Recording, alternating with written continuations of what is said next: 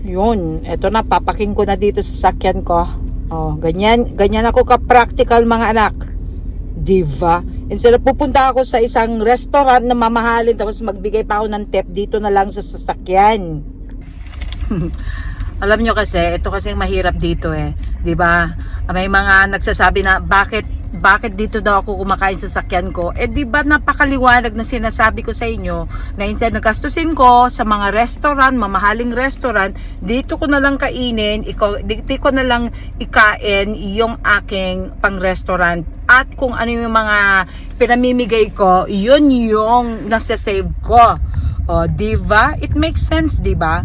Kaysa ba naman yung kung saan ako magliwaliw tapos doon ako kakain. Kaya ako minsan nagbabaon na nga lang ako eh. Bumibili na lang ako sa isang superstore ng chicken. Kaysa ba naman yung pupunta ako sa mamahaling restaurant pagkatapos doon ko gagastos yung pera ko. Eh di ipamigay ko na lang sa inyo, di ba? Kahit tiguan na lang yung naibibigay ko pero kung ilang katao naman yung nabibigyan ko o di at least kahit papano, eh malaking bagay na rin yun. Pagkatapos maya, meron din ang mga tinutulungan dito, dolyar. Nakikita nyo magkano, di ba?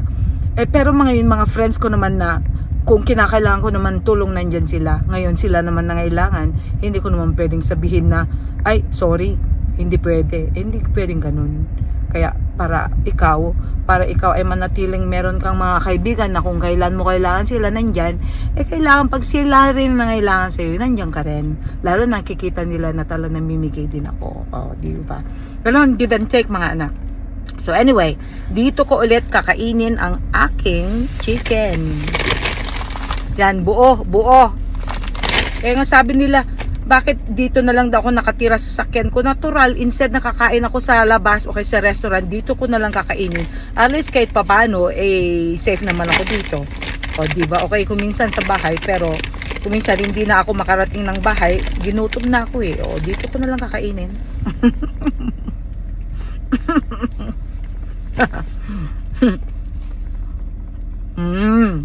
Ay, sabi ko sa inyo eh, ayaw ko mag-shopping eh. Kasi meron ako magugustuhan. O tingnan mo. Bumili na naman ako ng airbed. Alam ko naman di ko kailangan. Pero in case lang kasi na may pupuntahan ako, nagawi ako sa isang place na gusto kong humiga o whatever, di ba?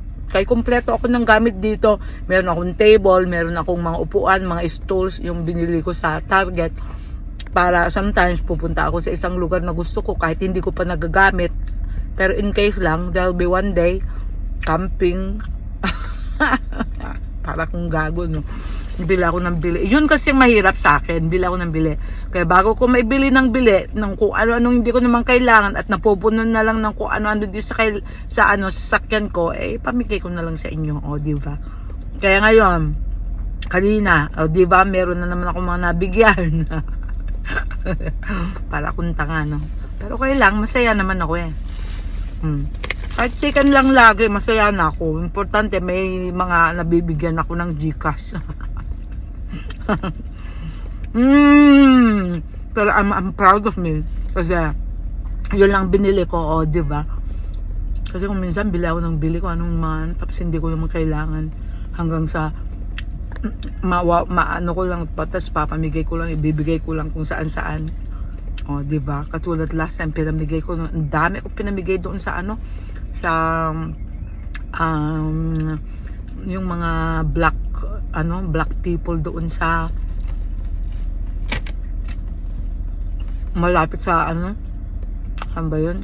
Fremont. Maraming mga kasi doon, no? Diba? Mga nasa street o kay tapos mga food ko ang dami, pinamigay ko na lahat. Sabi ko naman hindi ko naman kailangan. Bili ako ng bili. Ako.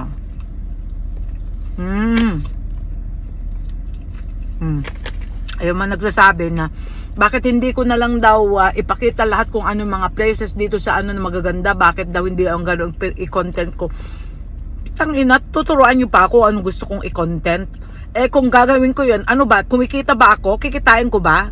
Gagastos pa ako ng pupunta-punta ng mga yung gasolina ko pa, pagkatapos yung oras ko pa. Eh alam nyo naman busy ako, diba? Kung ano lang yung kaya kong ibigay na time ko sa inyo, yun lang yun. Ba't ka magdedemand? Putang ina, binabayaran nyo ba ako? Well, kung gusto nyo ang tanawin ng Vegas, marami dyan sa YouTube. Hindi ko na kailangan ako pa yung pupunta doon kung saan saan. Diba? Maliban lang pupunta ako sa hotel, yung hotel of my choice, dahil meron akong pupuntahan doon, manood ako ng sine, kaya dahil may banda doon o whatever, dahil yun ang pinakamalapit sa akin. Kasi katulad niyan, ba? Westgate Palace Station, mga 5 minutes away from me. So, ba't pa ako pupunta kung saan saan na lupalop ng Las Vegas para ipakita ko sa inyo? Ano kayo? Sinuswerte? Ano kayo? Mga important people na kailangan gawin ko yan para sa inyo, eh hindi naman ako nababayaran. Diyos ko, wala akong kinikita, no? Hindi naman ako yung vlogger talaga na para kumita, kundi nagva-vlog lang ako just for the sake lang na may ipakita ko sa inyo kung saan ako para meron kayong i-engage, dahil kung wala ko i-post, wala kang engagement, ganun. Punyeta. Hindi pagyayabang tong ginagawa ko. Wala, meron bang magyayabang na $1 lang? Punyeta. Okay, 100 pesos lang. Ang mga nagyayabang, yung magpakita ng kung ano-anong mga pekeng mga pera dyan, katulad nung si Aw-Aw, di ba? Ang galing nila magpakita ng mga pekeng pera. Diyos ko, hindi naman totoong mga perang mga yun. Eh kung gusto mo magyabang, ganon, di binibili lang naman sa online yung mga yon. Limpak-limpak na mga salapi. Samantalang ako, real money. O, hindi ko kayo kilala, wala akong pakialam sa mga pagmumukha nyo, mga profile nyo, yung mga iba nakalak, o kaya kung iba, mga picture ng mga avatar, mga picture ng mga aso, whatever. Pero hanggat alam ko na kayo ay nag-engage, kaya binibigyan ko kayo. Wala akong pakialam. Ang importante, binibigay ko sa totoong tao. Dahil pag binigay nyo naman sa akin yung Gcash nyo, totoong tao yun. Hindi aso, di ba? Yun lang, uwi na nga ako. Gagalit na naman ako eh. Pasarap na lang ako yun. Kainin ko na buo. Oh, diva. Nabili ako ng 1 dosena ng soft drink. Kasi bibihira ako makakuha ng pineapple. At least ngayon nakakuha ko ng pineapple. So it's good.